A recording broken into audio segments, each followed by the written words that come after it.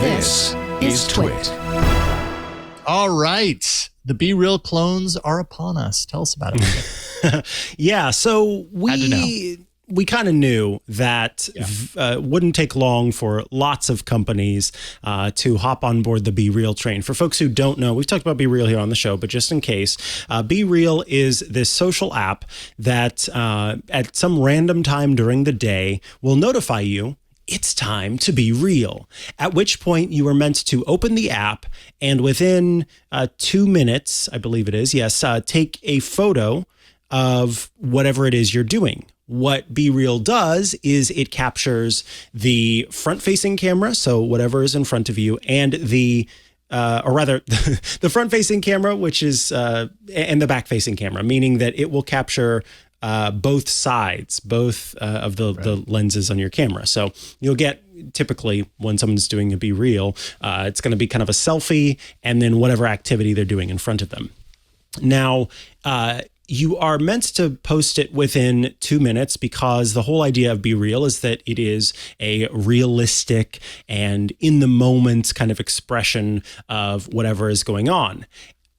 You are only able to see what your friends are posting once you post your BeReal, and you can post it at a different time during the day, but it will kind of shame you for posting it late. So it's still possible that you can kind of see what everybody else has been posting for that day. Then there's also kind of comments and reactions built in.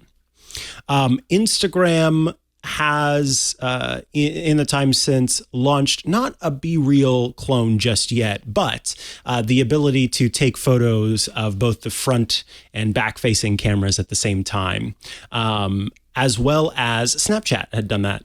But what TikTok just announced is something called TikTok Now. And TikTok Now is pretty much a direct copy and paste of BeReal.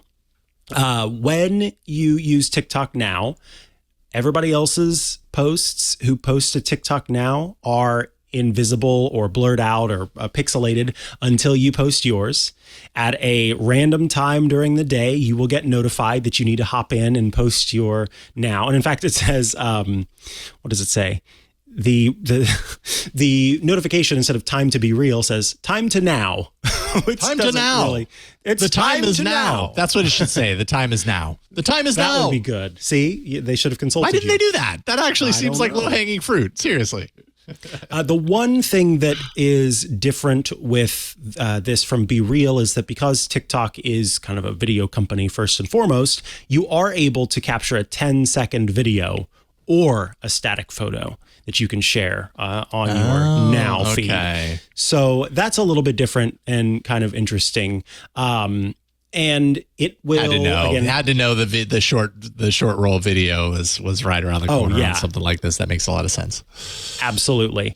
The one thing, this TechCrunch article, I think we've actually had Amanda Silberling on the show before. Amanda writes about how a comparison between BeReal and TikTok is that TikTok does seem to be more privacy minded than BeReal has been, because BeReal, one of the features that you can use is a location sharing feature, and it is a very precise location sharing feature. So if you choose to post on BeReal with your location granted access to the app, somebody who's on your BeReal, somebody who's your friend on BeReal is able to see that. Now, in theory, and in practice, from what I've seen, most people are pretty limited about who they give access to on their BeReal. I've declined a lot of people on my BeReal. I imagine you have too. And so it does stay pretty exclusive. So I think nearly everyone in my BeReal already knew my address before this, so I wasn't too worried about that. But what is good is that TikTok is a little bit more is being a little bit more mindful about how this service works. So I'm gonna read a little bit from the article because I think it very well summarizes. Like TikTok itself, if someone under the age of 16 registers for a standalone TikTok Now app, their account will be set to private by default. Plus, users must be 18 to share their TikTok Now posts on the Explore feed. The Explore feed is the public part of TikTok, so where everyone could see it. For users 13 to 15, only your friends, the people you follow who also follow you back, will be able to comment on those posts. Even for users 18 and up, the default setting will allow only friends to view your posts, even though they can change their settings to share with the world if they desire. So TikTok, I like that they're thinking of that first and foremost, because as I said before, I think that a lot of times what we see is companies rolling out stuff and then having the realizations afterward of how they need to walk certain things back or adjust certain things or improve upon certain things. And it's particularly regarding these privacy implications and impact in that way. So it's good that TikTok is being mindful of that. But I am just not surprised to see any company copying BeReal, and I will not be surprised if Instagram within the coming weeks announces its BeReal clone. That does bum me. Yeah, it bums me out a little bit because I like the uniqueness of BeReal, and I think that this is. It felt a little different when Instagram added stories after, and the guy who ran Instagram at the time, and I think it's the one that still does, just straight up admitted, like, yeah, we took that from Snapchat. It was a great idea and we wanted it in our platform, so we did that. But Snapchat was already established as a messaging app. It had, life. And so it didn't feel like it was just a wholesale rip of what BeReal is. And I think that harms its chances of growing more than it has.